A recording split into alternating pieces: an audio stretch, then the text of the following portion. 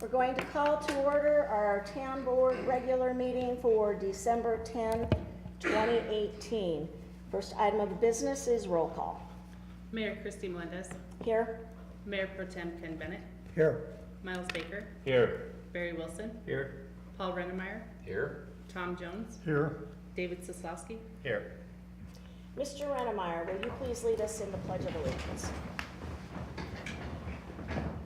I pledge allegiance to the flag of the United States of America and to the republic for which it stands, one nation, under God, indivisible, with liberty and justice for all.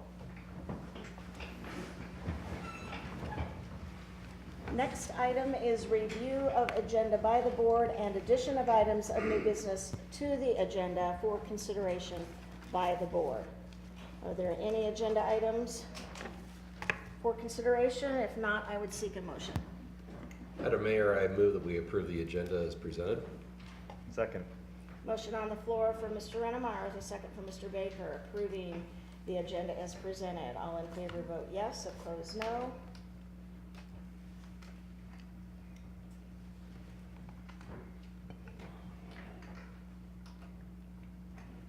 The agenda is approved as presented. Moving on to board liaison reports. Town Board Member Baker, Tree Board, Historic Preservation Commission.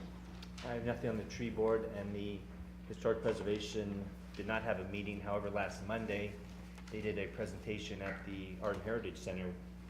Again, CSU students, like they did previously with churches in Windsor, did some studies on homes and the people that lived in those homes in Windsor, and they did a presentation last Monday.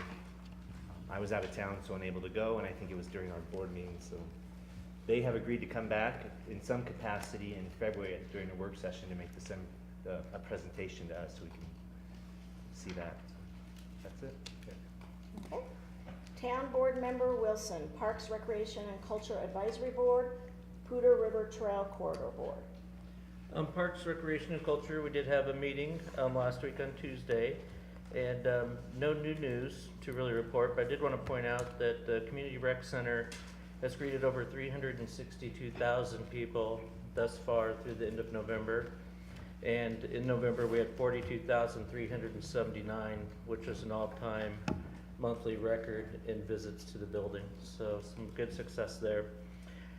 With the Poudre River Trail, 2 weeks ago, just under 2 weeks ago, we reopened the section east of 257 over in the Kodak area. That was, there was a repair there that was, I think, over $400,000 to repair that through grant money in Weld County. And so that is up and open, and that's all for today. Okay. Town Board Member Bennett, Water and Sewer Board. Water and Sewer Board meets this Wednesday morning at 6:30 a.m. Town Board Member Rennemeyer, Chamber of Commerce. There's been no update since our previous meeting, and we have a regular scheduled board meeting this Wednesday at 7 a.m. Town Board Member Jones, Windsor Housing Authority, Great Western Trail Authority. The entire board just met with Windsor Housing Authority past hour in work session, and they are requesting some funding for the upcoming several years, and this is something the board is going to give consideration to. Great Western Trail Authority met with the engineer for our project last week, and it appears with the grant, the new GOCO grant we have, plus the CDOT money we have, that there's a very good chance we'll be in budget for funding the 7 miles of trail from Severance to Eaton. And of course, until you go to bid, that's a real wild guess, but hopefully that's going to bear fruit. That's all I have. Okay. Town Board Member Soslowski, Clearview Library Board, Planning Commission. Yes, Madam Mayor, the Planning Commission met on December 5th, the same evening as I think we all attended the Larimer County elected officials dinner. I did not attend that Planning Commission meeting, nothing to report there. The Library Board met on November 29th. There were 3, I think, issues that came out of that. I think the board should be aware. Their existing legal advisor, Jeremy Rose, was stepping down from his position. So the library district will be conducting interviews to seek a replacement legal advisor, firm or individual. The district made it aware that 2 of the current board members are term limited at the end of this year, Joanne Perko and Bev Shear. So the district will be posting opening announcements, and they'll be conducting interviews using the interview committee, which is comprised of the various members of the district. Our town board would be appointing a liaison or a member to be on the interview committee, either a member of this board or a member of the community. And I'm happy to serve in that role on the interview committee if the board so desires. Thirdly, they did look at the second reading of their budget for next year, and they will be approved. They've got a meeting coming up on the 13th for final read and approval of their budget. It's a total budget of $3.7 million. Probably the most critical thing that occurred was the property tax assessments and revenues generated primarily by oil and gas. It was $186 million going into the 2018 budget year. It's $450 million going into 2019. So that is generating over $1 million of additional revenue. The library's draft budget was proposing to move a little more than half of that into reserve. So that is somewhat of a windfall for them going into 2019. And they will use some of that to offset increased staffing costs, but also a significant amount going into reserves. If budget is available on their website, and as I said, they'll be looking to approve that in final form on the 13th. Okay. Okay, does that complete your report? Yes, thank you. I have Downtown Development Authority, nothing new to report since I last reported out. However, we do have our next meeting next Wednesday, the 19th at 7:30 in the first floor conference room, and we'll be hearing from our DDA exec director later on in our agenda this evening. North Front Range MPO did meet on December 6th at the in Timnath. I have been elected, and I will be serving as the chair of the North Front Range MPO in 2019, as well as I was elected to represent, and I will be the chair of the 34 Coalition Pell group that is also. And part of what we're going to be deciding is how often the Pell group will continue to meet, if they still need to meet, what direction we will be going, because the study has been completed. You will note in our packet, under the consent calendar and our last work session, we did approve that, and that's the next step that they are looking for, is to getting all of those letters of support from different municipalities. We also heard from Commissioner Kozad, who gave a presentation with Weld County on the Freedom Parkway Access Control Plan. It was also the evening that we also said goodbye to Commissioner Kozad, as that will be her last time representing Weld County on the MPO commission that evening. We also heard, I had a zero emission vehicle rule. As many of you may or may not know, that the commission that put out the ruling for the ZEV and the LEV, which makes us have to comply with the California standards. So those did pass. The Colorado Health Department did approve those. And so we got a presentation on what that kind of means moving forward. If the board wants to have a presentation at some time in the future as to what that means, I'm sure they would be happy to come and speak to us about that. And as that continues to roll out, there'll be more information and data to give you. It's going to be the ZEV is what they're going to be moving forward through in the first process, which is zero emission vehicle standards. And then the LEV will be the next component that will happen after that. But their focus right now is on the ZEV mandate and the ZEV incentives. So that's what they will be moving towards in the future. The biggest news of the night was Senators Gardner and Bennett did announce that we received a $20 million Tiger grant to help solidify the infrastructure grant for the I-25 project. So basically what that does is that does solidify our segment 6. So we now have money for segment 6 to complete segment 6, segment 7, and segment 8. And so now there's just some funding and some money that we still are looking for segment 5. But that was great news for all of us that we have that money and we can continue to move that forward, that project forward. That MPO did also that evening showcase. They have a brand new logo, in case you haven't noticed. So there's a new logo that they are now using on all of their materials, which kind of coincides with their anniversary date as well. And we did a director, our executive director performance evaluation.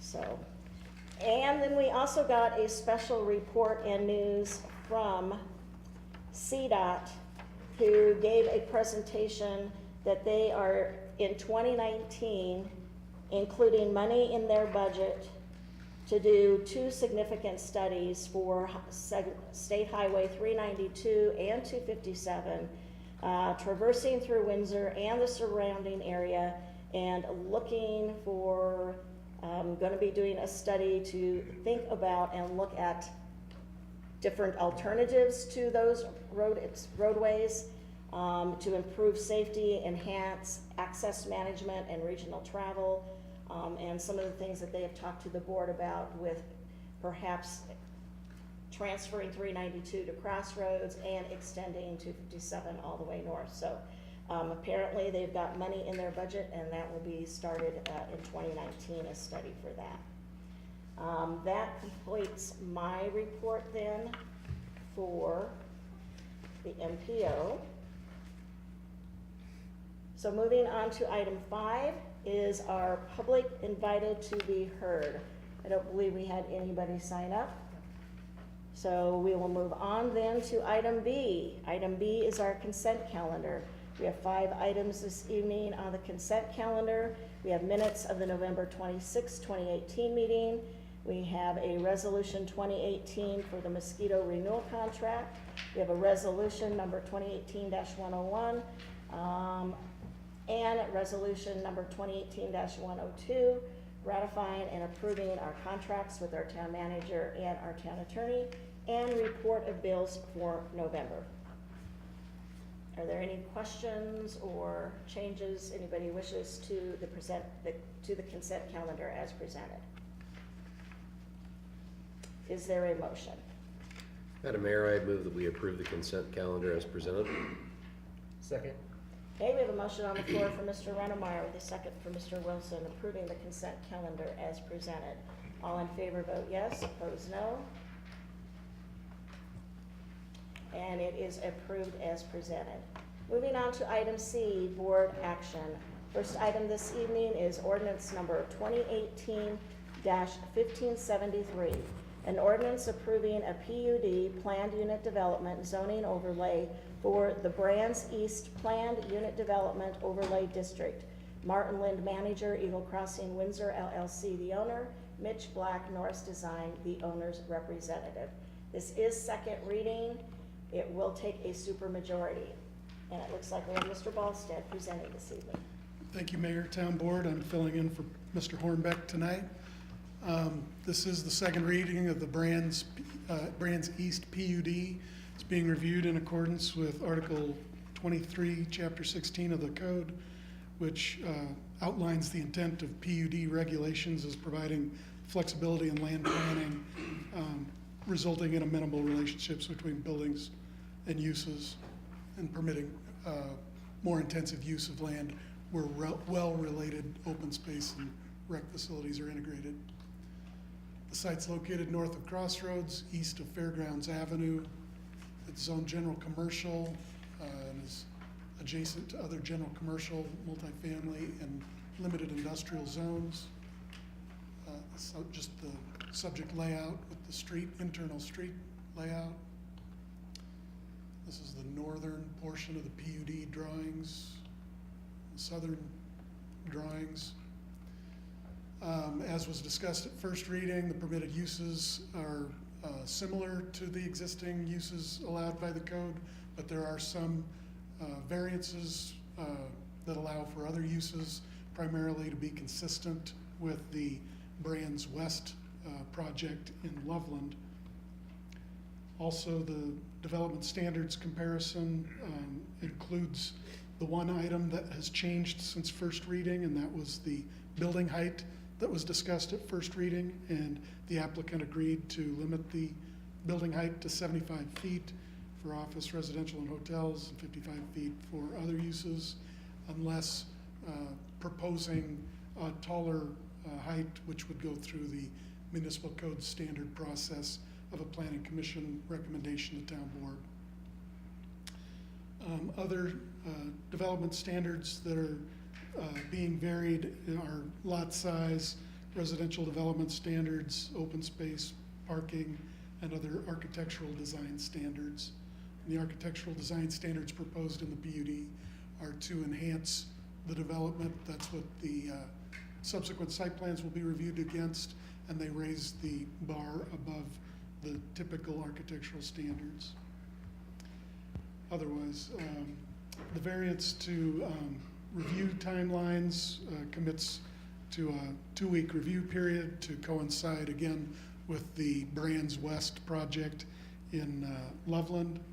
And the review process, some of those processes have been made administrative, which was discussed at the first reading as well. And then the signage includes the ability to master sign plan signage, and this is similar to the master sign plan that was approved for the rain dance project. The project, or the proposed PUD, is consistent with the land use map, which depicts the property as neighborhood and general commercial. It's consistent with the Fairgrounds Entertainment District as identified in the comprehensive plan, and it's also consistent with the mixed-use development goals and policies of the comprehensive plan. It's consistent with chapters 5D and 5C and objective 4 of the comprehensive plan. Notification went out in accordance with the municipal code, went out to neighboring property owners. They held the neighborhood meeting on August 7th, and then this is the second reading, but there was a public hearing at both Planning Commission and Town Board at first reading. At the November 7th Planning Commission meeting, the Planning Commission recommended approval of the PUD overlay, subject to all comments being addressed. And at the first reading on November 26th, the Town Board recommended approved the first reading, subject to the one change, and that again being the 75-foot height limitation, with the ability to go through the municipal code process for anything over 75 feet. Staff requests that the following be entered into the record: the application and supplemental materials, staff memo and supporting documents, all testimony received, and the recommendation. I believe the applicant is here if there are any questions. Are there any questions from the board? I can recall. Okay, Mr. Beck. And these are not concerns, they're just help me understand Okay. some of the language. Under development standards, density, maximum dwelling units, 0 to 1,000. What's the definition of a unit? One dwelling unit is for a single family, so single family homes are one dwelling unit. Okay. A duplex is 2 dwelling units, and an apartment complex, however many individual units are in that, those are all dwelling Okay, units. that's what I just make sure I understand. Right. And then regarding the minimum lot size, going from 1,400 square feet to 700 square feet per unit, Mhm. is that, if you had an apartment building with 50 units, is it 700 square feet times 50? Is that how that works? I'm sorry, if you could repeat Well- that. If you have to have 700 square feet per unit, Mhm. and just hypothetically, if you had an apartment building with 50 units, is that 50 times 700? Is that Right. how you figure the lot For the size lot, for that, for- for exactly. that building? Correct. Okay. It's I a just wanna make sure I cumulative understand. total. The 700 square feet per unit, does that hypothetically open the opportunity for maybe a smaller house or smaller townhomes? It does. It's similar to what was approved in the rain dance Okay, PUD as well. okay. to I thought I allow- understood. I just want to make sure I understood. Right. Right, thank you. Okay. Any additional questions, Mr. Baker? Yeah, I know you said it, I just wanna triple check that True. if they wanna go higher than 75 feet, they need to go to the planning board and the town board. right? Correct. That's the The normal process size. that's outlined in the municipal code. Thank you. Okay, any additional questions? Seeing none, this is the second reading. Is there anybody who wished to address the board on this agenda item? Okay. Is there anything further the applicant would wish to come forward? No. Okay. Okay. Anything further, Mr. Ballstead? No, excuse me, no, Madam Mayor. Okay. There are no further questions, and I would seek a motion. Madam Mayor, I move we approve ordinance number 2018-1573. Second. Motion on the floor for Mr. Rennemeyer with a second for Mr. Wilson, approving ordinance number 2018-1573. All in favor, vote yes. Madam Mayor, discussion. Okay, I'm sorry if I'm jumping in here Oh. late, but I was, as you all recall, when I was a lone dissenting vote on this the last time, and I probably will do this time as well, but I mean, my question is not that I'm overly concerned about the rezoning. As I stated last time, I'm concerned about the process. And somebody correct me if I'm wrong, if these development standards that were proposed were ever reviewed by the board before, were they discussed in previous, in previous conversations or not, before I was on the board? I know they haven't been since I was on the board. I mean, it's just, we spend all this staff time and actually town board time reviewing these proposals from planning staff, et cetera, and come to a consensus on what's good and what isn't. And it just seems that this was, this part of the process was totally overlooked, and just about everything, every standard in here is a variance from what we're used to. I guess I'm just hoping in the future that when we get something new proposed to us, that we get a chance to, if it deviates a lot from what we're used to approving, that we get a little time to discuss it and see if it is a good idea. I wish nothing but the best for this project. I hope it goes according to everybody's plan and wishes, and but if somebody comes to me and something goes south with a development, and they say, well, why did you guys approve that? I guess I'd like to be able to say why, and right now I can't, so that's my 2 cents. okay. Anything else? Other than that, we do have a motion on the floor for Mr. Rennemeyer with a second for Mr. Wilson, approving ordinance 2018-1573. All in favor vote yes, opposed no. And the ordinance passes 6-1 with the yeas being Baker, Wilson, Bennett, Melendez, Rennemeyer, Sizlowski, and the nays being Jones. Moving on to item 2, ordinance number 2018-1577. An ordinance rezoning a portion of Eastbrook annexation number 1 and Eastbrook annexations number 2 and number 3. Global Asset Recovery LLC, owner David Cheddar as the applicant. Again, this is second reading and will require a supermajority vote. And again, we have Mr. Ballstead. Thank you, Madam Mayor, Town Board. I'm standing in for Melissa tonight as well. The subject rezoning request is being reviewed in accordance with section 16.520 of the code.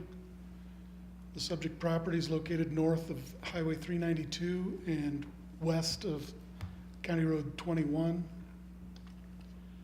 This is the existing zoning on the property, the single family 2, the limited industrial and general commercial, and the proposed zoning to RMU and general commercial consistent with concepts that the board has seen in the past, as this project has gone through several work sessions and other discussion points regarding the severance IGA and the amendment that was made to the land use map to accommodate the subject proposal. This is the concept that has been discussed for the last 2 or 3 years, as again, discussing the changing uses on the site, and the town board and Severance Town Board already previously amended the IGA to allow these uses, and also the concept includes the aspects that the town board specifically pointed out as wanting the general commercial and the multifamily to be included. The subject rezoning is consistent with Chapter 5C, Objectives 4 and 5 of the Comprehensive Plan. Chapter 5D, Commercial Industrials Framework Plan. The notifications went out in accordance with the municipal code. Neighborhood meetings were held, and also public hearings before Planning Commission and Town Board at the first reading were held. At the November 7th Planning Commission meeting, they forwarded a recommendation of approval of the rezoning, and at its November 26th meeting, Town Board approved the rezone on first reading, and staff recommends approval of second reading. There have been no changes since first reading, and staff requests that the following be entered into the record: the application and supplemental materials, staff memo and supporting documents, and recommendation. Are there any questions for Mr. Bolstead or the applicant on this ordinance? Did Severance voice any concerns that basically we're eliminating commercial area and, source of revenue for both towns, really? Right. That was a big topic of discussion from both Windsor's standpoint and Severance's standpoint. I think through the evolution of the conversation, it was determined that this particular commercially zoned property was not prime commercial ground due to site constraints, including the Law Ditch floodplain, inadequate access to Highway 392 because of the floodplain, and several other limiting factors that it didn't lend itself very well to economic development. And I think our economic development staff would also agree with that. They weighed in during the process. So what happened when Windsor and Severance discussed the IGA amendment, there was a like parcel or acreage on the Severance side of the line that was also converted, and it was also ground that was in the poorly drained or the flood-prone areas in the Severance side of things as well. Okay, thanks. Any additional questions? Okay, seeing none. Again, this is a second reading. Is there anyone who wished to address the board on this particular agenda item this evening? Okay. If there is none, is there any further discussion? Then I would seek a motion. Madam Mayor, I move that we approve ordinance number 2018-1577. Second. Motion on the floor from Mr. Bennett with a second from Dr. Jones approving ordinance 2018-1577. All in favor vote yes, opposed no. And the ordinance passes unanimously. Moving on to item 3, ordinance number 2018-1578. An ordinance approving the transfer of water rights from the town of Windsor to Diamond Valley LLC. Again, second reading and will require a supermajority vote. We do have our water resource manager, John Thornhill, giving presentation. Thank you. Again, this is the second reading of the ordinance approving the transfer of water rights from the town of Windsor to Diamond Valley. The town charter does require that any transfer of water rights owned by the town be done by ordinance. In 1998, for a little bit of a review, the town received water rights for the Kern Reservoir and Ditch Company as part of the Alter God annexation agreement. That was about a 2 CFS water right transfer. In 2001, the town agreed as part of the First Amendment of that agreement to transfer or convey half of that water right back to Diamond Valley LLC, so they get 1 CFS. The town has been delivering that water pursuant to the agreement over the years, but this item is just kind of formalizing that and finishing up at the completion of the transfer of that water rights as part of that First Amendment to that agreement. And that's really all I have, so if you have any questions, I'd be happy to answer them. Okay, are there any questions for Mr. Thornton? Okay, seeing none. Mr. McCarter, we obviously have nobody in the audience who wish to come forward, so do I continue to ask if anybody wants to come forward? Yes, you should. Okay, I was just gonna say, for the record, there is nobody, but this is again, second reading, so if anyone wish to come forward on this particular agenda item, please come forward. And seeing none, then I would seek a motion.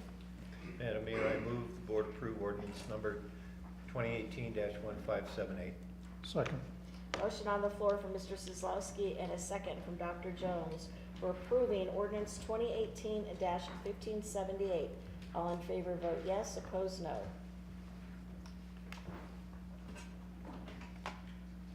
And the ordinance passes unanimously. Moving on to item 4, ordinance number 2018-1579. An ordinance creating section 1-4-50 of the Windsor Municipal Code establishing procedures for entry of default and default judgments and collections in Windsor Municipal Court. Again, second reading will require a supermajority vote, and we have Ms. Emil this evening giving presentation. Ms. Emil. Thank you, Madam Mayor, members of Town Board. We are back for second reading on this enabling ordinance, which really enables the court to be able to have some teeth in municipal code violations and things that are other than traffic violations in the event that people don't show up to court or they fail to pay. As of right now, when these things happen, we just kind of hold them and administratively close them, and they're just kind of just building up and nothing happens.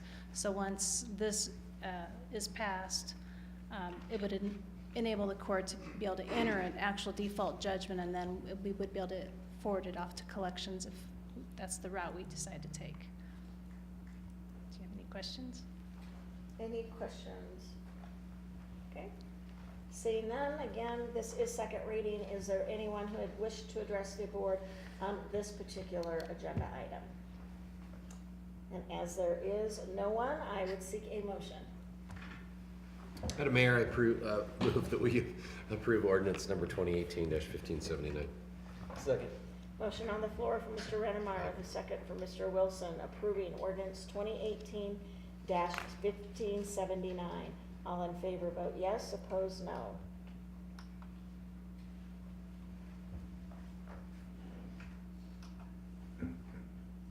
And the ordinance passes unanimously.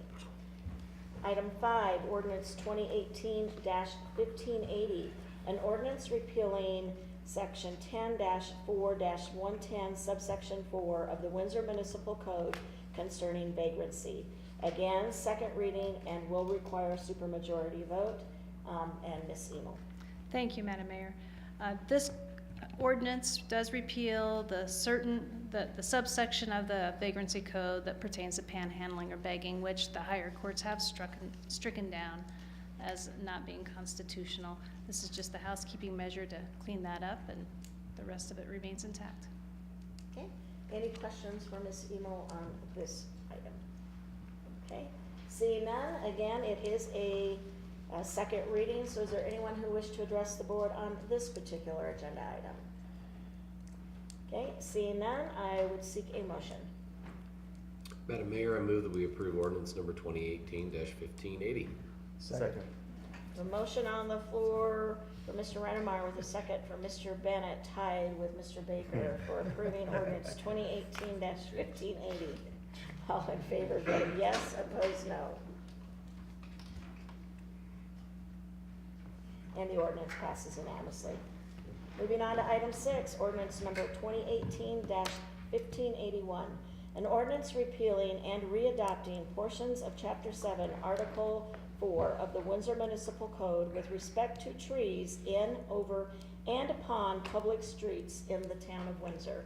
This is first reading legislative action, and Mr. Lucas is going to give presentation. Mr. Thank you, Mayor Lucas. and Board.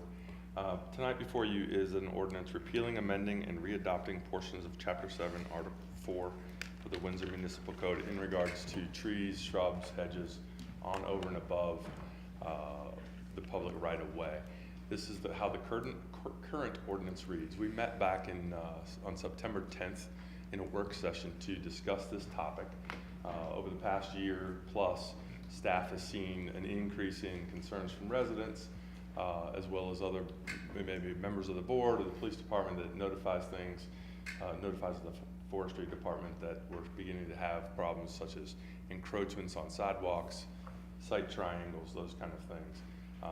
The amount of work is increasing, and when we read the ordinance, it can ultimately become a pretty costly burden to the town because the way it reads, that we would be the ones responsible for maintenance of anything on, over, and above the right-of-way.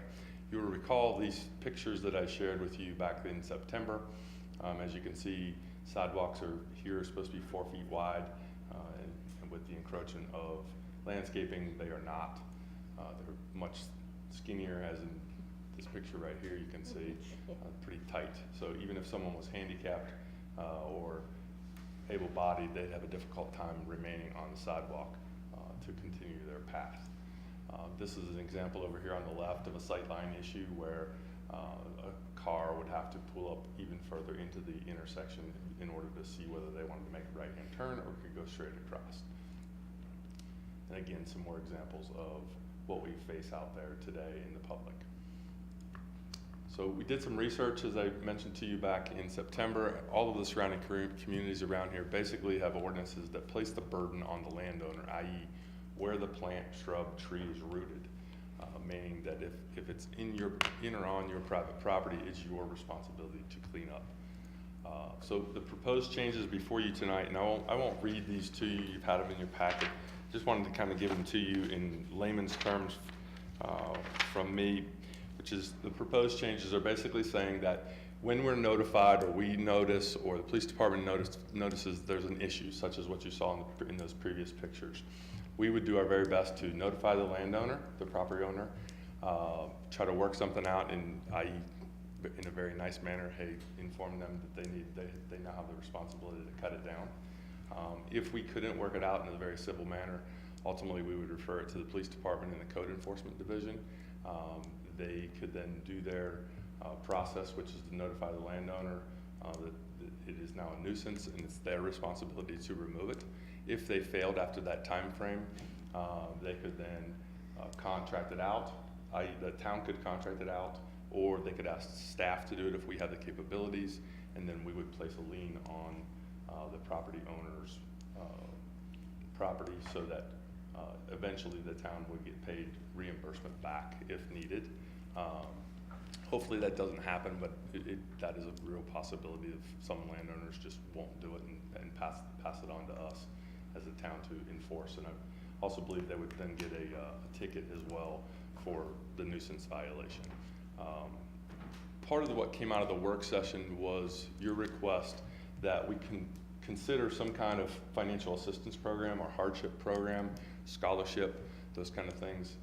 In your budget that is up for approval and adoption tonight, we did include $10,000 that the staff could use to create a scholarship or hardship program. We're working on that right now, and I outlined it for you here. Basically, someone would have to prove that they are the rightful property owner. They would have to prove that they don't have the physical ability to remediate the situation on their own, and that would have a financial hardship that they could not afford to pay a contractor to do the work. We would probably use what we use for the scholarships at the rec center is the IRS federal property guidelines, which change every year. That probably is the route we would go to determine the financial hardship. And then we would be able to use this $10,000, if approved in your budget for 19, to offset the cost if and when homeowners need that assistance. So that's basically the ordinance the ordinance change and adoption that is before you tonight. It is first reading, so be glad to answer any questions you may have. Are there any questions for Mr. Lucas? Yes. Okay, Dr. Jones. Do we have a pretty good handle on the extent of the right-of-way in every street in town? I think we have a pretty good handle on it. I would say if you went out today, there's probably 100 issues as such that I've shown in the pictures. It's mostly in what I'll call Old Windsor. We don't have it in some of the new subdivisions, and a lot of the HOAs and metro districts are responsible for those right-of-ways. It's more of the older part of town that has those issues as they exist today. But that doesn't mean that in the future that we couldn't see that in some of the newer neighborhoods as well. So this is a little bit of a preemptive strike to anything that may occur down the road as well. Okay, but because if those pictures are in the old part of town, I'd suggest that shrubbery and stuff that's overgrowing, you know, encroaching on the sidewalk is in the right of way. It is. It is, but are you gonna make the homeowner responsible for what's in the right of way? It's in the right of way, but they planted it, so it's on their property. Well, let's be clear, so, this ordinance would address when private property owners plan on their own property and it overgrows into the right of way. So like it's crowning over, it originated from their property and goes into it. So if it's on town right of way, if it's our plan, we maintain responsibility for that always. But this would be a homeowner, caused issue. Right. Or So if they planted something right next to the sidewalk and it's in the right of way, then we would have the right to remove it because it's in the right of way and creates a nuisance. okay. All right. What's our budget now typically for taking care of all these? We just absorb it in our regular operations budget for the forestry department, and off the top of my head, I don't know that number. Okay, Thank you. Mr. Rennemeyer and then Mr. Sosowski. Oh, I'm sorry. My follow-up goes right along with what he was saying. So the 10,000, how is that administered, or how, if the cost to remove some of these is, let's say somebody said I have a difficulty in affording to take care of the maintenance myself, but we absorb the cost anyway to come out and take care of it so that it's not a nuisance. How's that budgeted amount administered, I guess, or how? So we would just keep that within our line item and track any costs that would be incurred. So for example, if you couldn't afford to remove a tree, let's say that it costs $5,000 to pay a contractor to come in and remove that tree. Once you proved your financial hardship, we would pay the contractor out of. That's what I mean. Are we subbing things out? Is that what We would sub things out if we don't have the ability. So for example, there are a lot of very large cottonwood trees along Walnut. We do not have the number of crew to take that down. We have the skill and ability to do it. We don't have the amount of crew. That's what So I we meant. would If these contract were, if the 10,000 budgeted, assuming it was all spent or some of it was, et cetera, if some of that was being used to contract out services, or is this to pay overtime for our people to still take care of it? It would be for contracting out services or offsetting costs if our costs grew beyond what our normal budget would be. So on where you showed these pictures, did you send those people a citation first and say you have so long to get that back from the sidewalk, cut it back, We would remove it, whatever? Correct. Or we will deal with it? We would send them a letter asking them to remove it, letting them know that it's their responsibility. Sometimes there's back and forth between the department and the homeowner. Sometimes they're not, they take care of it. If they don't take care of it, we would then pass it on to code enforcement, who would then go through that process that we already currently do for nuisance items. Okay. Yeah. Now, Mr. Sosowski. Thank you. In your presentation, when you were looking and talking about the ordinance, and you mentioned that it was the property owner, shifting to the property owner's responsibility, and you said, essentially based on where the plant is rooted.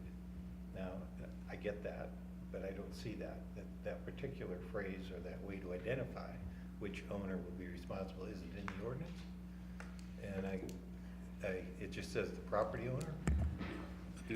So it is not specifically stated. I remember years ago working with Ken Kawamura on similar language that talked about the plant being rooted here or rooted there. If it is rooted in town-owned right-of-way, then we already have the ability, if we need to remove it. So, for example, we're doing a street improvement project or a sidewalk improvement project. If somebody has planted something in our right-of-way, we can remove it. So that, the portion of plants that are in our right-of-way, we already have the power. So by elimination, what this ordinance deals with is plants that are outside of our right-of-way, but for whatever reason are encroaching. That's what this ordinance targets. I understand that. I'm just anticipating a homeowner saying, I didn't plant that. Right. Oh, but it's on your yard. What the ordinance says is the landowner. Correct. I guess we can infer that it's the landowner of the land where the plant is rooted, even though it doesn't say it. I'm probably more troubled on the enforcement side, so I think all of us were asking questions. On private property, I've planted a tree in my yard. It's now grown over completely, covering a sidewalk and even part of the road. You come to me and say, fix it. And I say, either I can't afford to, or I'm not going to. And you exercise, do we have a right to trespass in order to go on that landowner's property to cut the tree down and remove the limbs? So the nuisance code, the reference to Article 1 of this chapter, has a whole process so that we apply to the municipal court, we give the property owner notice and an opportunity to be heard, unless it's an emergency, and there are rules for that. So the process that is built for other kinds of nuisances has been incorporated into this code, so there's an opportunity for notice and due process before we enter someone's property, if we have to. So that's how the nuisance code works. In other nuisances and where the town is curing on behalf of a homeowner who either won't or can't afford to, do we have an ability to reclaim the cost of that remedy, and why wouldn't we? And so the nuisance code sets it up that if there's a ticket issued, then the cost of the nuisance abatement gets wrapped up in the court case as part of the court's order for restitution.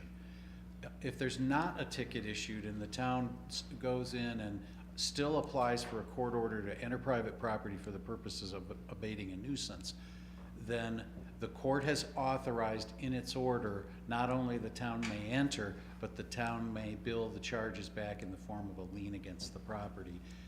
When we do that, in most cases, we issue by letter a notice to the owner saying, this is how it went down, this is what you owe the town. If you want to settle up, let's do that. If that doesn't happen within some reasonable period of time, then we do record a lien that eventually gets settled at some point.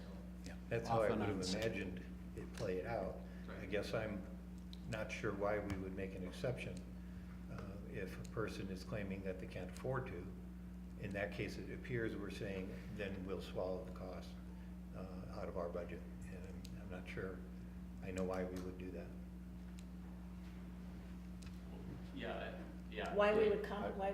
You're asking why would we compensate somebody and take care of this issue on their behalf? Right. When there is a vehicle by which we could do the work and not even ask cash, but lien the property. So upon sale of the property, you're getting reimbursed.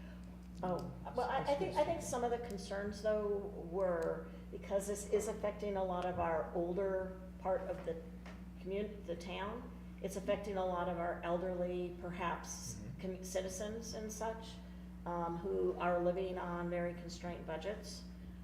And so I don't know, but I think that could be one thing that we're thinking about. Sure, I understand the thinking. Right. I'm not totally convinced taxpayers would subsidize that activity when there is an avenue to reclaim the cost. Well, right now, that's how we've been handling it. Correct. Up until now, and we've been paying for it, all of the remedy to Correct. date.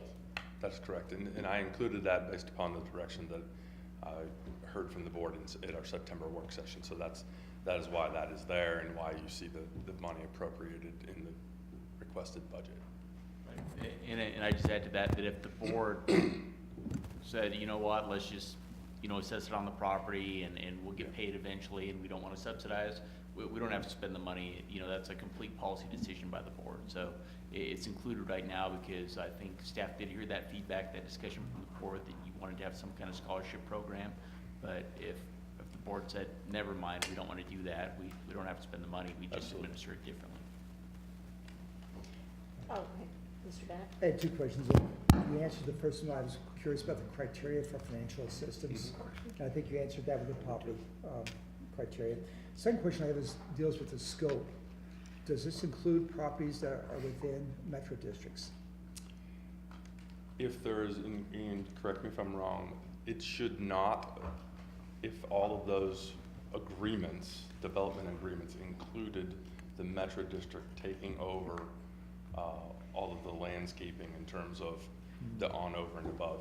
I believe that all of them have that, but I don't have every one of them in front of me to say that it is included, that they take responsibility. My answer is probably not. In other words, it's not likely that a neighborhood that has a metro district would be affected by this because those neighborhoods are generally covered under a development agreement that's been in place for at least since the mid-90s that puts that responsibility back on the developer and then thus out to all the property owners who purchase from the developer. Okay, thank you. Any additional questions? So how are most folks how are we gonna be notified? Is it by complaints? Is it by code enforcement? Or are we going to go out and be very actively searching for these? We will handle them the way we have handled them in the past. So our department may get a complaint, typically it's through YourGov, the online reporting system. So a resident will reach out and say, hey, there's something blocking the sidewalk or site triangle. A lot of the site triangle ones tend to come from the police department. They're out driving the streets and they will notice those things and then they get the process started from there. We won't be out driving neighborhoods and saying, oh, there's one that's in violation.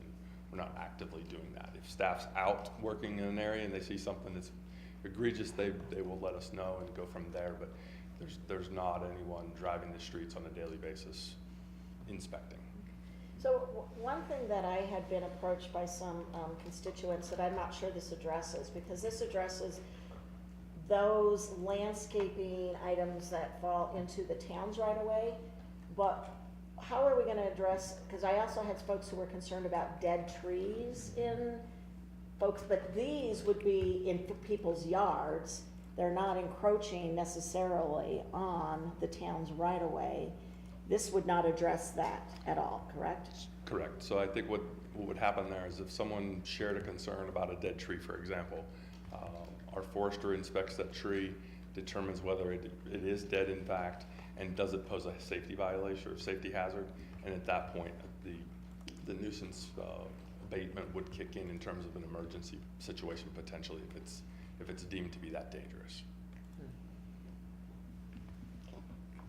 Any follow, Mr. Sosowski? Thank you, Mayor. Yeah, I guess just, I get the concept, I like the concept generally.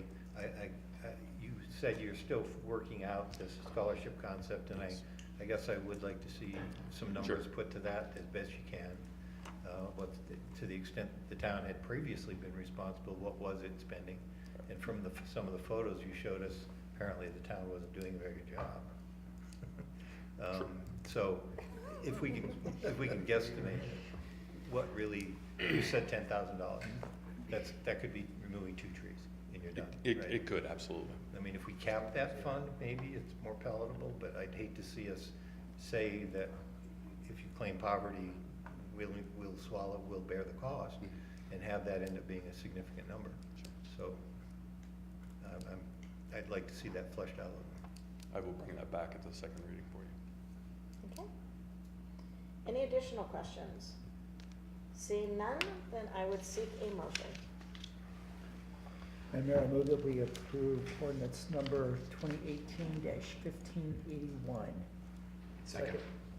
And a motion on the floor from Mr. Bennett with a second from Mr. Rennemeyer approving ordinance 2018-1581. All in favor vote yes, opposed no.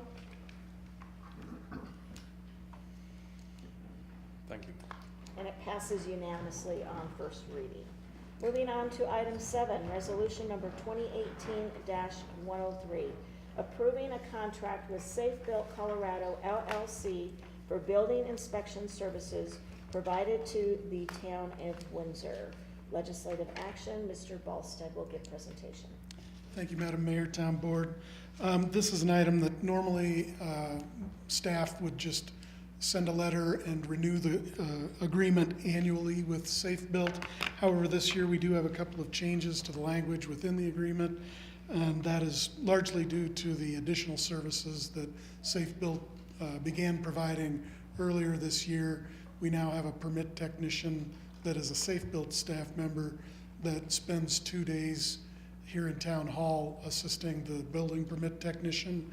And so we needed to formally include those services in the agreement, as well as include some language regarding things like access to the building, access to the town's network, with a contract employee being in Town Hall.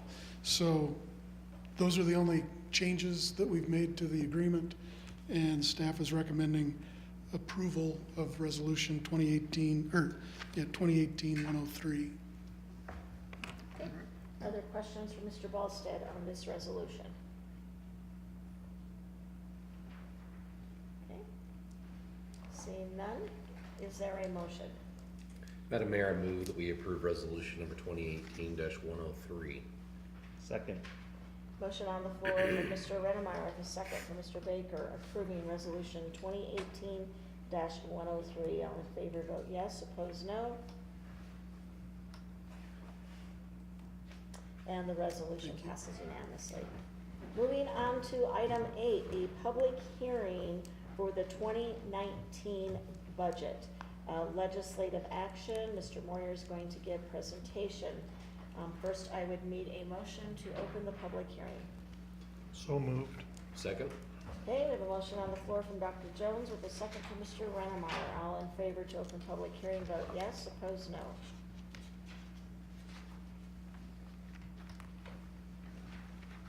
And public hearing is now opened, Mr. Moyer. Yes, thank you, ma'am. In your packet this evening was a condensed summary of our 2019 budget. Bear with me on this. I thought I'd put it up here on the screen so people could see it at home if they wished. The first item that I wanted to cover was here, the summary page.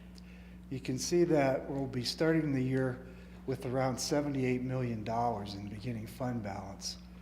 During the year, we'll collect about 68.5. Those two numbers together will give us about $146.5 million to work with.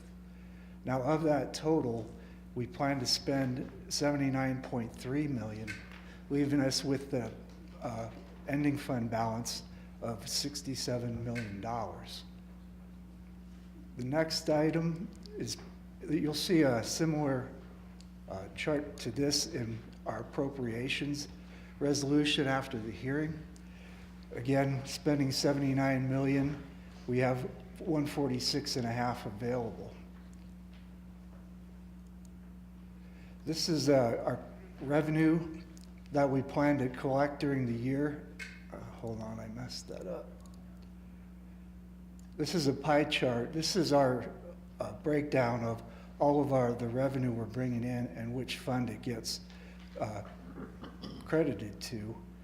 That is also depicted with the numbers themselves here in this chart.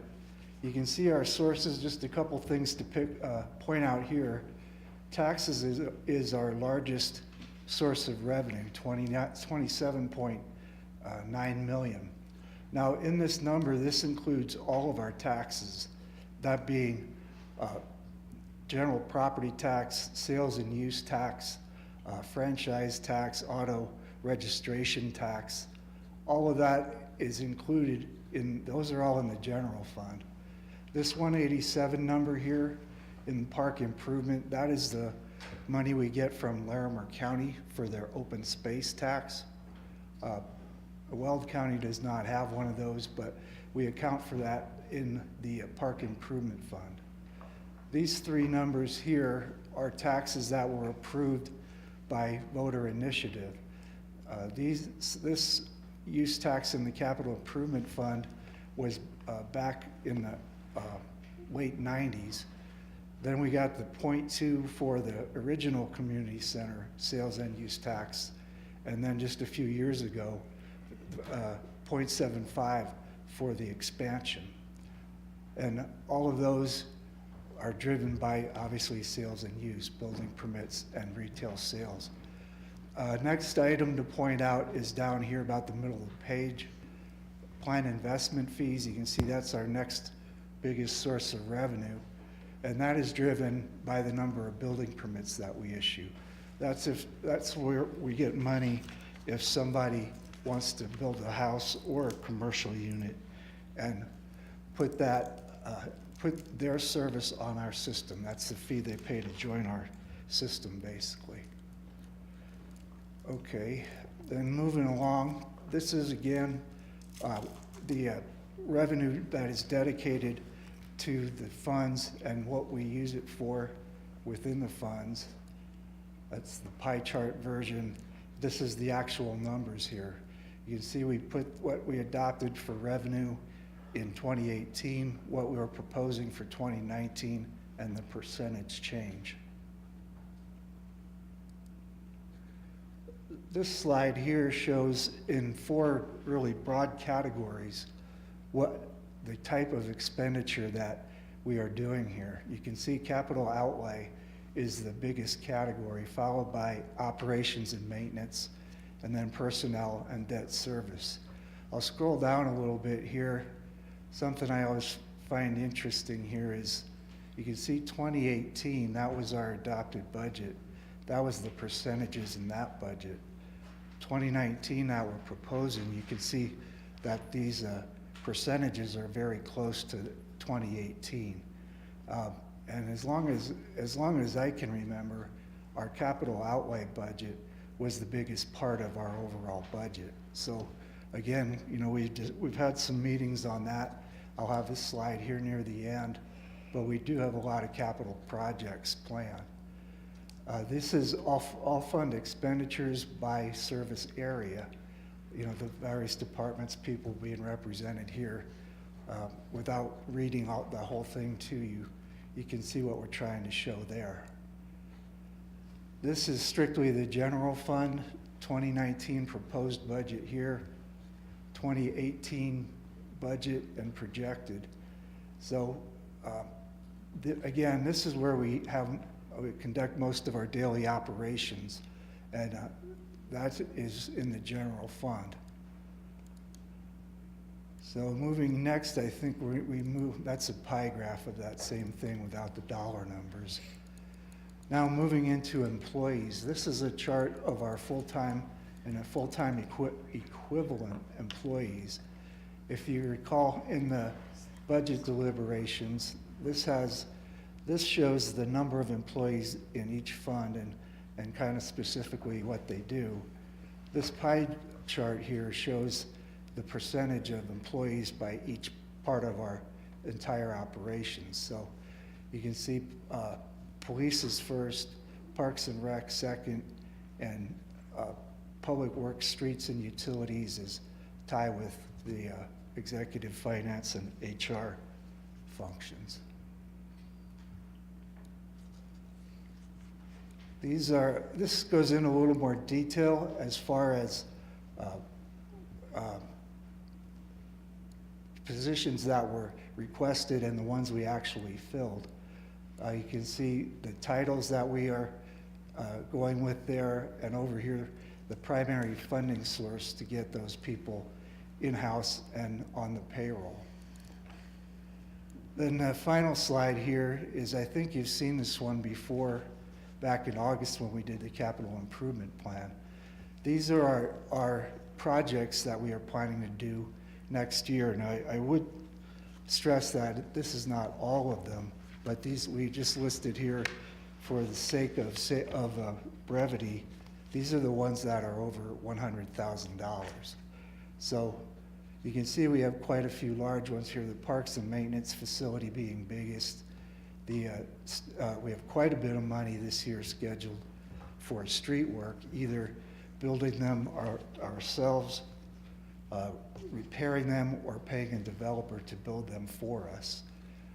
Traffic signals, all kinds of crack sealing and that kind of thing. So that is one of our largest expenditure categories, is streets.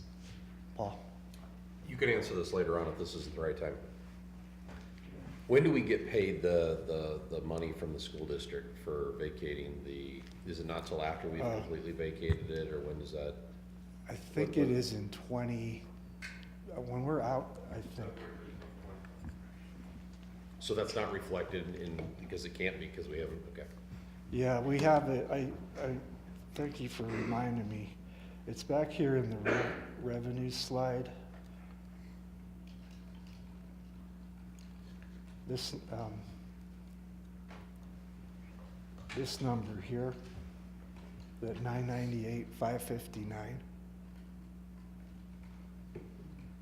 That's what the school district is going to pay us to vacate the old Parks shop. Is that because it's going to happen next year, or that we're going to get that money next year? What? That's what we're planning for it to happen. Is that correct? Because we're vacating next year. So the contract that we had with them to occupy the existing parks maintenance facility said that upon the termination of the tenancy, they would pay us the market value of our tenancy, and that's based on an appraisal. So once we saw that, we reached a specific agreement that was approved by all of you that said that number will be paid in February of 2020, which is the 2-year window during which we're to move out. Okay. You mean 2019? Well, the notice was issued in February 2018. They will pay us at the end of the 2-year period, February 2020. So why would it be in 2019? Yeah, I see what you're saying. Well, the short answer is it shouldn't be. And that may have just been a miscommunication between my office and Dean's staff, that those dollars will come to us, but not until a year from this coming February. Not till we're completely vacated. Right.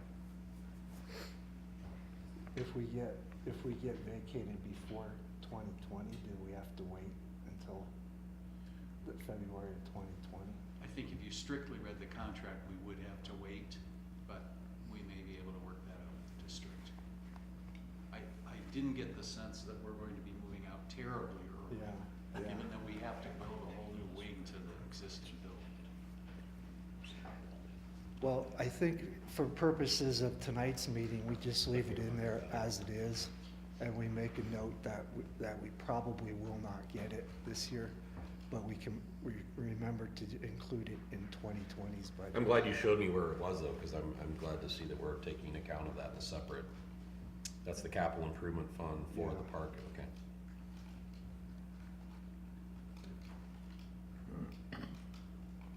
Well, that was my presentation for the hearing.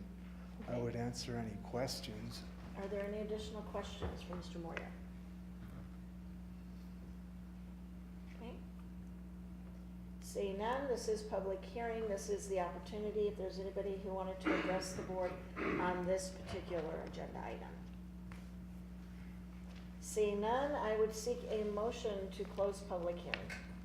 Madam Mayor, I move that we close public hearing. Second?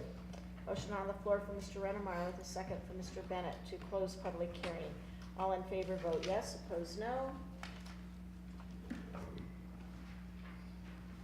Public hearing is now closed. Moving on to item 9, resolution number 2018-104, a resolution summarizing expenditures and revenues for each fund and adopting a budget for the town of Windsor, Colorado for the calendar year beginning on the first day of January 2019 and ending on the last day of December 2019, and appropriating sums of money to the various funds and spending agencies in the amount and for the purpose as set forth below for the town of Windsor, Colorado for the 2019 budget year. Mr. Moyer, anything further? No, this is probably my favorite ordinance or resolution of the year. Because this will, as it says, will set forth revenue and expenditures for the coming year. So no, but I would recommend approval. Okay. Any additional questions for Mr. Moyer? I guess. Okay, Mr. Sosowski. Madam Mayor, just to follow on Mr. Rennemeyer's question, it sounds like we may have to amend to remove that 998 from this year. Well, I was saying we could do that, but for ease of completing the adoption, we can leave it in there. If by chance we get it in 2019, then great. If not, we'll do it in 2020. Okay. Okay? We usually do an amendment adjustment to the budget in the fall anyway. Yeah. in So we could do it February. then. I guess we could, yes. Okay. Okay, if there are no further questions, I would seek a motion. Madam Mayor, I move that we approve resolution number 2018-104. Second. Motion on the floor from Mr. Rennemeyer with a second from Dr. Jones, approving resolution number 2018-104. All in favor vote yes, opposed no. And the resolution passes unanimously. Moving on to item 10, resolution number 2018-105. A resolution levying general property taxes for the taxable year 2018 to help defray the costs of government for the town of Windsor, Colorado for the 2019 budget year for Weld County. Mr. Moyer.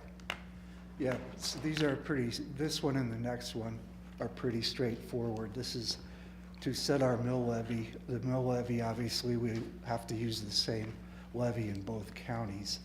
I did want to make a note that our assessed valuation increased by $68 million for this tax year.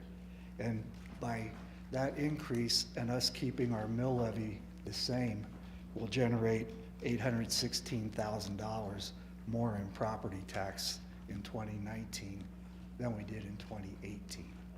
So Can you say that number one more time? $816,000. And that, we use that strictly in the general fund for daily operations.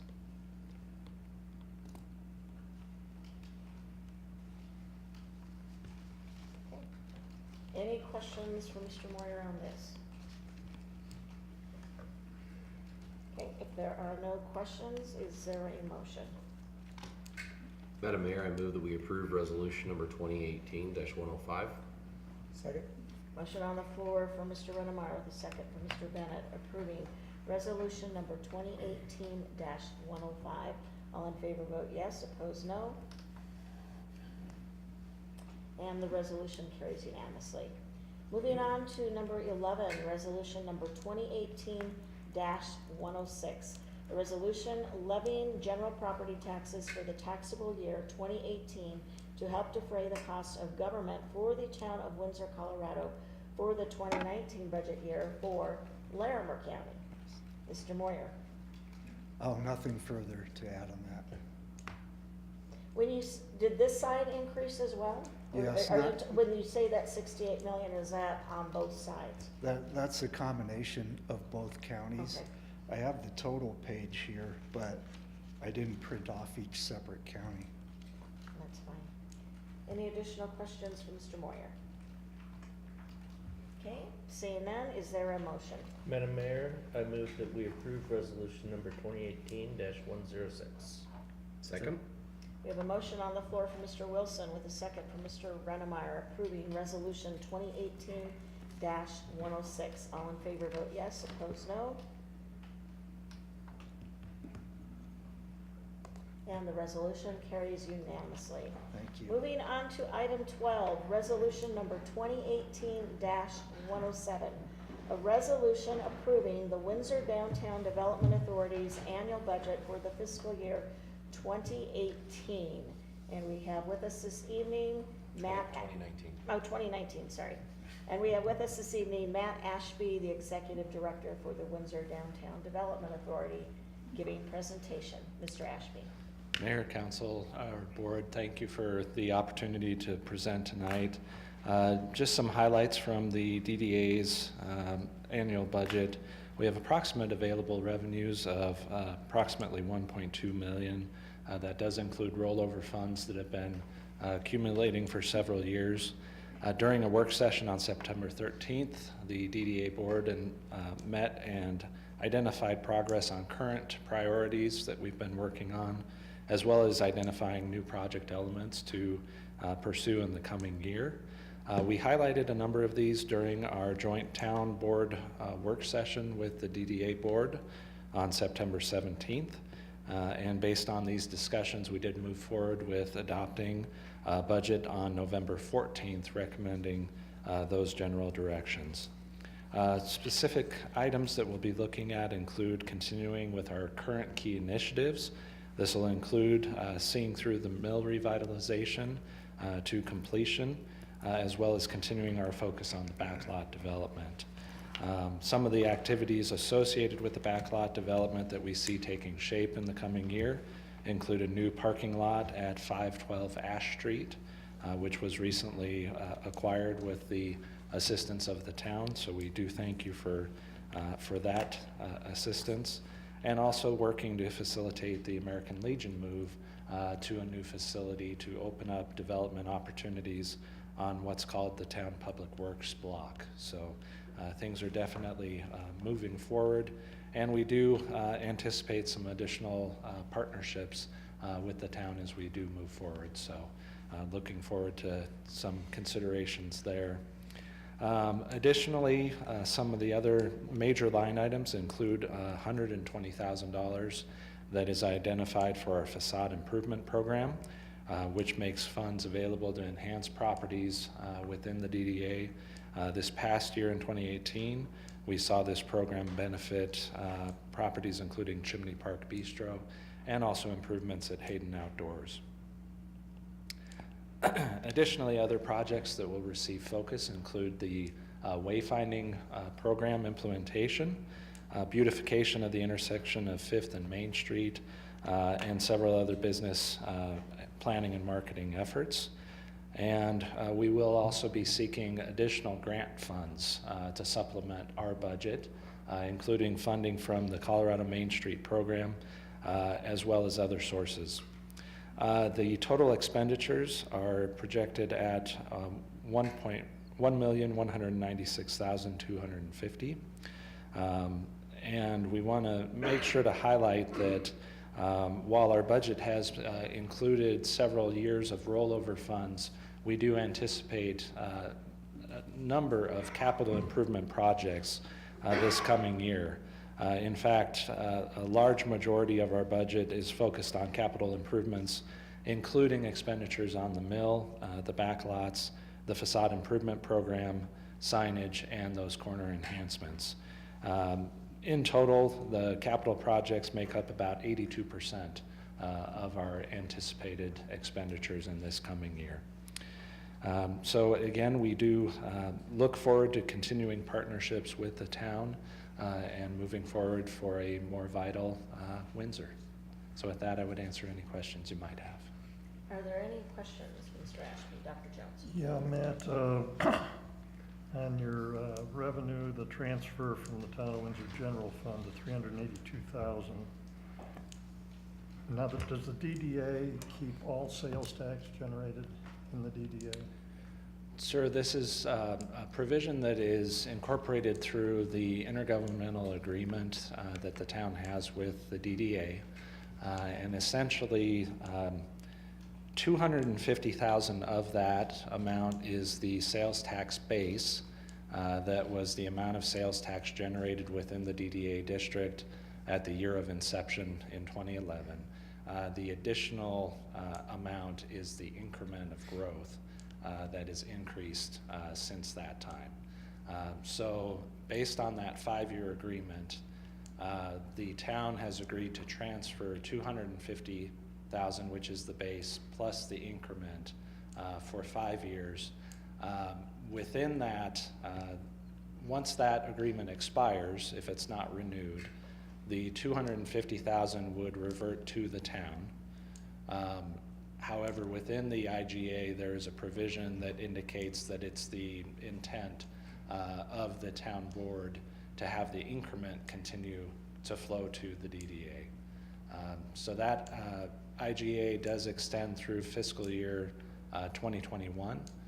So we would be, within that IGA, it does call for discussions to take place in the first half of fiscal year 2021 regarding that IGA's status. Okay, so the increment here would be 132,000, is that correct, over and above the 250? Yeah. Okay, thank you. Any additional questions, Mr. Sosnowski?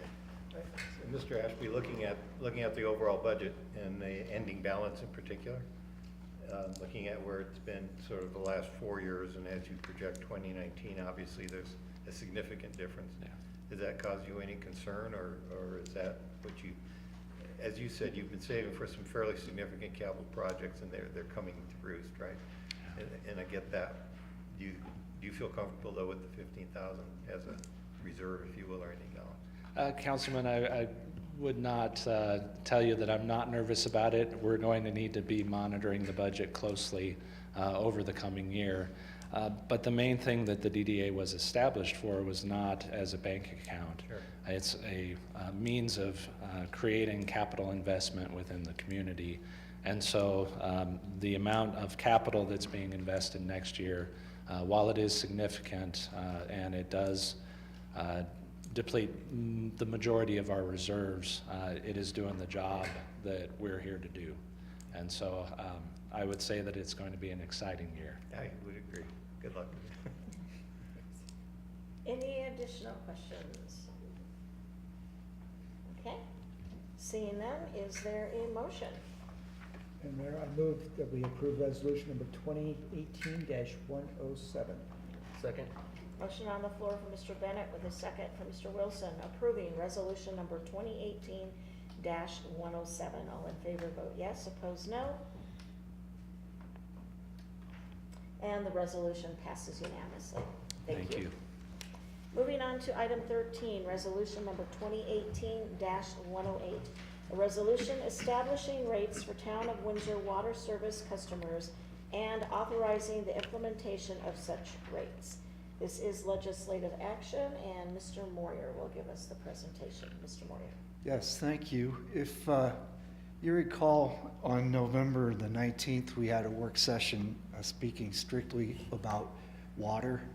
And one of the things that I had presented during that meeting was that it's recommended that if we get an increase in the cost of our water supply from our suppliers, we should keep passing that on to the users so we can keep up with the cost of the supply.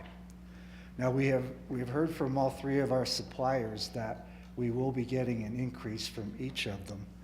What I did here, as we have done in years past, is out of those increases, or in some years a decrease, I take that information and use a weighted average against the size of the purchases from each vendor to come up with a weighted average increase.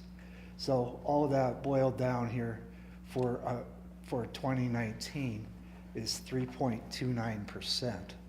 So what I am proposing here is that we increase the cost per 1,000 gallons by 3.29% on each 3 of our tiers. We have 3 tiers in our water billing system.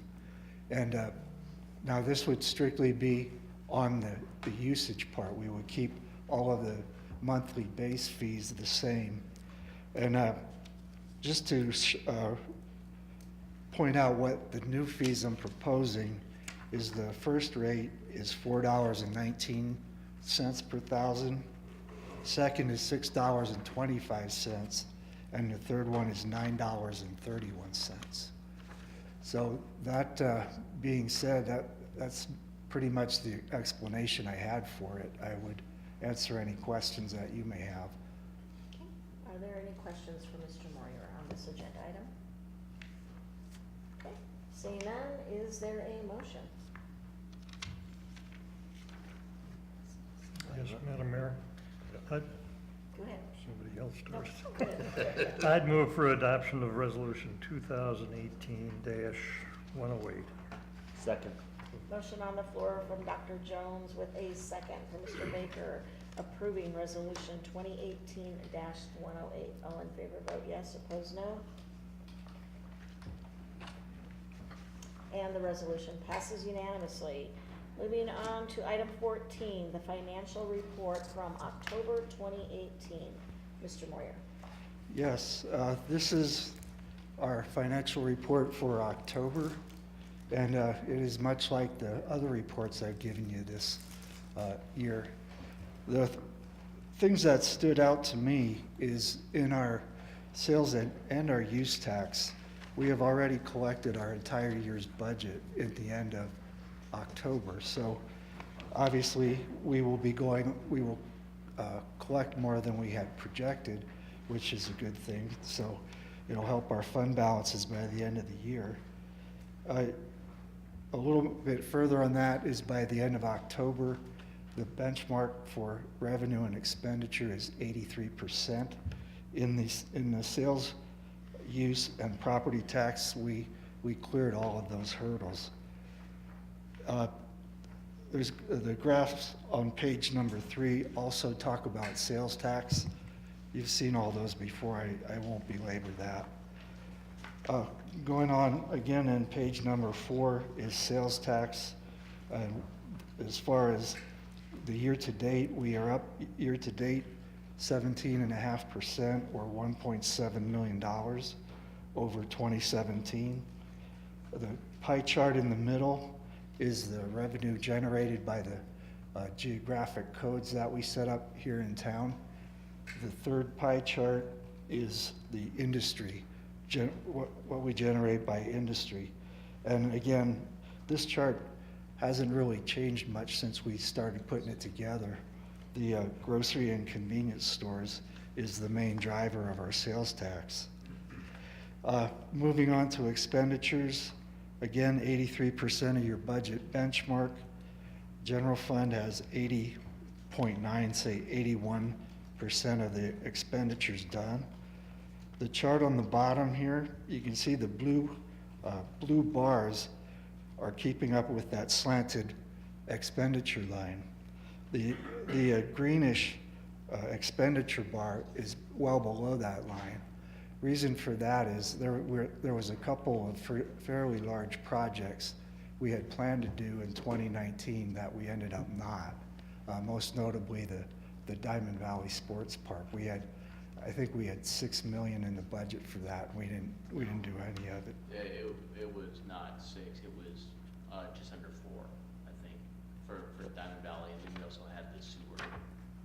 Okay. Oh yes, my bad. So my added bad. together for 4.1 for the multi-use fields, I believe, yeah. Yes, sir. Thank you. Sorry about that. Page number 6, we have the expenditures by the funds, and you can see the top chart there. Operations is 71% of the budget, and to continue talking about the capital improvement fund or capital improvement program projects that we did not do, you can see at the end of October we are at 40% of that budget. So between the two operations and capital, we are at 59% of the budget. So it's looking good going into the last 2 months. And short of any questions, that is my report for this evening. Are there any questions for Mr. Moyer on this? Mr. Baker? I have a couple questions. On the geotag for Brands East, Yeah. Does that include, is that like a gross number, or does that include the money we refund back to the developer? How does that work? This was a gross number to start here. Okay. And they have not been remitting for that long, just, I think the liquor store and Fuzzies, yes, Fuzzy, that's right. So going forward, you're always gonna show the gross number, not the net? Yes. Same thing as, what is it, Southgate out here by 34 and County Road 7. That's how I've been showing that too. Okay. And then on page 5, for the department expense, what was the big expense for mayor and board? Oh, that That's was. a lot of coffee with the mayor. Yeah. I was thirsty. No, what that was the money that you agreed to put forth to help the DDA with that property purchase. You know, we had to record it somewhere, and that's where we put it. Okay. Thank you. Any additional questions for Mr. Moyer? Before I ask then for a motion, I just want to commend you, Vicki, because she is here this evening, and all of your staff for the great report and putting all the budget and all these numbers together for us, and including all of these graphs so that lay people who don't really understand budgets, I think all this information is really helpful. But you guys are, you folks in finance are the people behind the scenes, but you're very important behind the scenes in what you all do and making sure that we stay on track and are on target. So thank you for some excellent reports that we've had this year. I like the new look and feel of the direction that you're taking all this. And I just want to commend you and your staff, and please relay that to them from me. Well, thank you. That was very kind. I would add to that, I'd also like to thank you all and everybody in the audience here, because this was a lot of work for everybody involved. But a special thanks to Vicki for kind of guiding us through that whole process. Thank you. And with that, I would seek a motion approving resolution 2018 oh no, there's no motion, sorry. We already did that one. Okay, thank you. You're out of order. I'm out of order. I moved to commend Vicki. Thank you. Moving on to communications from our town attorney. I did receive word today that the Town of Windsor logo that you see everywhere now, I mean, I've seen it 15 times tonight up on the board behind you, has been registered with the Federal Trademark License Office.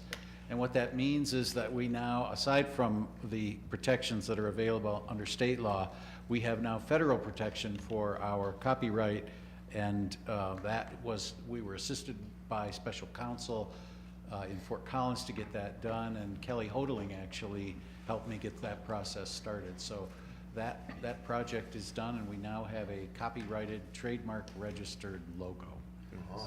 Don't forget, we have an executive session this evening. That's all I've got. Thank you. Okay. Communications from town staff. Mr. Ballstead?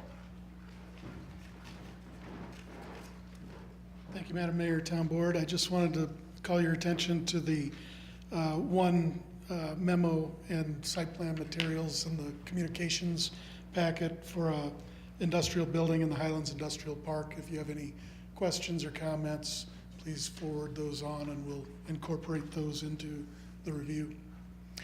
And then also, if I could just take a second, I didn't want to try and interject during board deliberation, but I did want to provide a bit of clarification to Dr. Jones's questions about the Brands East development.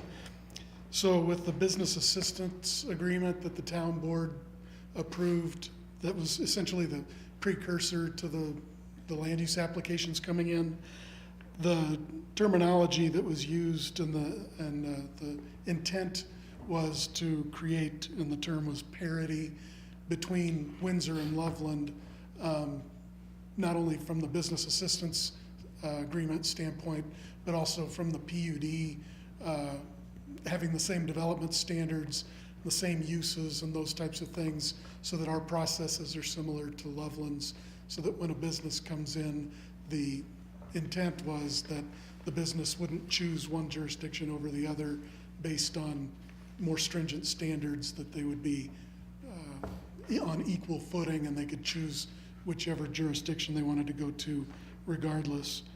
And so staff did include the PUD, the complete package in tonight's packet, and what we tried to do was call out the big variations in the table format in the staff memo. But unfortunately, since the PUD is a quasi-judicial process, we really can't have a board discussion outside of the public PUD review process. So that's why it proceeded the way it did, and I guess if there's anything that we can improve upon with future PUDs, please let us know. We'll definitely incorporate whatever additional information the board needs. So I just wanted to. Well, yeah, I think if we could get them more than, a couple days ahead of time, so I mean, can we ask you questions if we had something like that a couple weeks in advance? Ian gets on me about quasi-judicial. But is there some way to communicate with you if we have a concern about something? We can definitely discuss with the attorney and try and figure out a way to have a little more lead time person. Right, and when there are quasi-judicial like that, Dr. Jones, I think what we could do is you could maybe focus your questions in through me or whoever, and I could have staff work on those, and then they'd be ready for the meeting. So it'd still be part of the record. It would still be, everybody would get it at the same time. So there really couldn't be a back and forth and giving you answers a week or two in advance. But we could certainly maybe give the board more notice with stuff like that, and have a little bit more time for you to read it, give staff feedback, and then we could channel that through a presentation. Well, I'd appreciate it if, when there's, we haven't had anything like this before, at least in my terms, so. No, that's accurate. Maybe get a heads up. And then I did ask Paul last time if Loveland had agreed to all these terms, and he hedged. I think he said most of them. Is that correct, or are we 100% in sync on this? It's not 100% in sync. I would say we're very close. The zoning in Loveland on that Brands West property is a very old zoning. I think it dates back to when Walmart Distribution Center came to the area, and that whole area was going to be industrial. And so there were several uses on the Loveland list that staff simply said we should take these out of that list because they were heavy industrial type uses, but they had been approved on the property in Loveland decades ago. So there are some nuances that are different, but from a competitive standpoint and the types of uses that were presented, I think we're pretty equal on that footing. Okay, well, thanks, appreciate that. Yeah, thanks.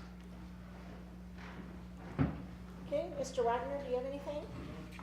Mr. Lucas, anything further? Chief? I have something really quick.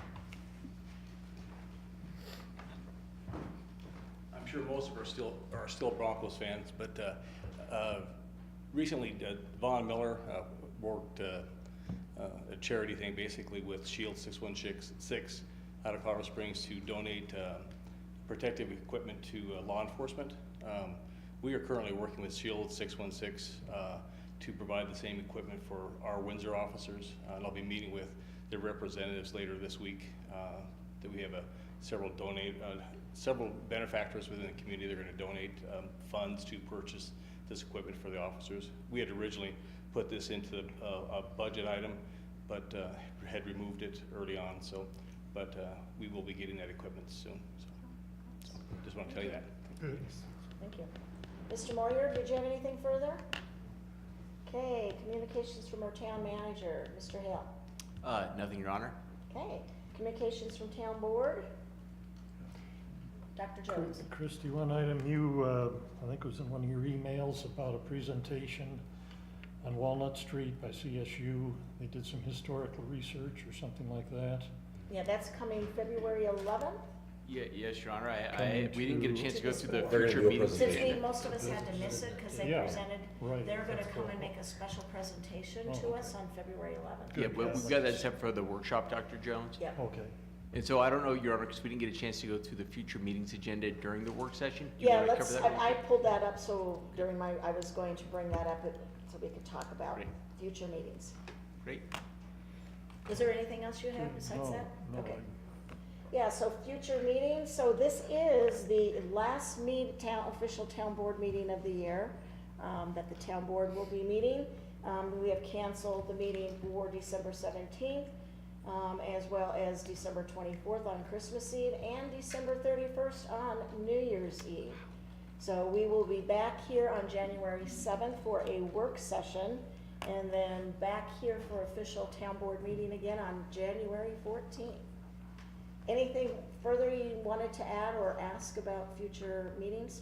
No, Your Honor, I think you'll notice we're going to get right back to work in January. We have the water rate study from Stantec on the 7th. We'll have the pay study presentation on the 14th. We'll have the parks facility update on the 21st. And then adoption of the 2018 fire code discussion with the fire department, as well as discussion on that parcel for Station 4 on the 28th. And then we'll have the cemetery on February 4th, and then the CSU presentation on the 11th. So we're, enjoy your time off, because we're gonna put you right back to work in the new year. Okay, and I have just a couple of communication items. So I did attend Commissioner Kozad's farewell party this evening, as did Mr. Rennemeyer, and she wanted me to wish the town board and Windsor, and she wanted me to share her well wishes as she moves forward, but she wanted me to express that she was very thankful for the opportunity to work with Windsor and appreciative of the time that she was able to serve on Weld County. Also, just a reminder, it is the third Saturday of the month this Saturday, so from 7:30 to 9, I am hosting Coffee with the Mayor at the Starbucks Safeway. That is Starbucks Safeway, because sometimes I have folks who go to another Starbucks. Look at that camera right there. So it is the one at Safeway, folks. And we did send out our first intro and advisement about Windsor Matters. I've already heard from a couple of folks who are appreciative of that communication piece. So do note that I will get back to each and every one of you who have written me. It just might take a little bit of time. But we're glad to be moving that forward, and look for more to come from Windsor Matters in 2019. And because this is the last meeting this evening, I just wanted to wish everybody a safe and happy holiday season and Merry Christmas, or whatever you celebrate at this time of year. And we'll see you all back here on January 14th. And with that, Madam Mayor, I move that we move into executive session pursuant to Colorado Revised Statute 24-6-402, subsection 4E and I, for the purpose of determining positions relative to matters that may be subject to negotiations, developing strategy for negotiations, and instructing negotiators with respect for certain economic development incentives. okay, we have a motion on the floor from Mr. Rennemeyer to move into executive session. Is there a second? Second. And a second from Mr. Baker. All in favor vote yes, or opposed no. Okay, we will take about a 10-minute break, and then we'll move into executive session. Thank you. Very generous donation. Oh, I'm excited.